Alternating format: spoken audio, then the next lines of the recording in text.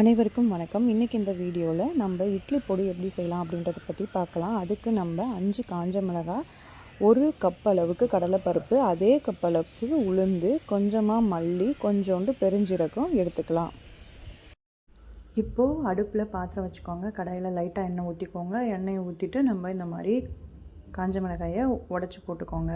உடைக்காமல் அப்படியே போட்டிங்க அப்படின்னா மூஞ்சில் பட்டு பட்டுன்னு வெடிக்கும். அதனால் நீங்கள் உடச்சி போட்டு இந்த மாதிரி வறுத்து எடுத்துக்கோங்க. வறுத்து எடுத்ததை இன்னொரு பாத்திரத்துக்கு மாற்றி எடுத்து வச்சுக்கோங்க.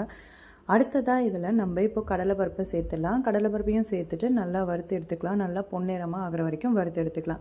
அடுத்தபடியாக ஒவ்வொரு பொருளாக போட்டு இந்த மாதிரி வறுத்து எடுத்துகிட்டு வேறு பாத்திரத்துக்கு மாற்றி வச்சிடலாம். வேறு பாத்திரம் எடுத்து மாற்றும் போது அது ஈரமாக இல்லாமல் பார்த்துக்கோங்க. நல்லா ட்ரையான பாத்திரமாக எடுத்து மாற்றி வச்சுக்கோங்க. இது நல்லா வறுக்குங்க. நல்லா பொன்னிறமாக கலர் நல்லா சேஞ்ச் ஆகிற வரைக்கும் வறுத்து எடுத்துக்கோங்க. வறுத்து எடுத்துகிட்டு வேறு ஒரு தட்டுக்கோ இல்லை பாத்திரத்துக்கோ மாற்றி எடுத்து வச்சுக்கோங்க. இப்போ நம்ம வேறு பாத்திரத்துக்கு மாற்றிட்டோம். இப்போ அடுத்ததாக நம்ம உளுந்தை சேர்த்துக்கலாம்.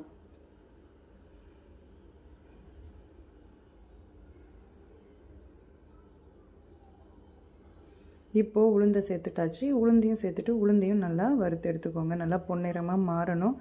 மாறுற வரைக்கும் நல்லா வறுத்து எடுத்துக்க வேண்டியதுதான். இதையும் நல்லா வறுத்துக்கோங்க.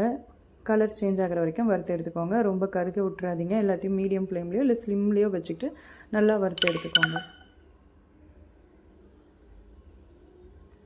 இப்போ கலர் நல்லா சேஞ்ச் ஆகி வந்துருச்சு. இப்போ பொன்னிறமாக சேஞ்ச் அந்த உங்களுக்கே தெரியுது அந்த கலரில். அதையும் வறுத்து எடுத்துக்கிட்டாச்சு. இப்போ வேறு பாத்திரத்துக்கு இதையும் மாற்றிட்டாச்சு. இப்போ கடைசியாக மல்லியை வறுத்து எடுத்துக்கலாம். இப்போ மல்லியை சேர்த்துக்கிட்டாச்சு. இப்போ மல்லியும் வறுத்து எடுத்துக்க வேண்டியதான். மல்லியும் கொஞ்சமாக அந்த கலர் சேஞ்ச் ஆகும்.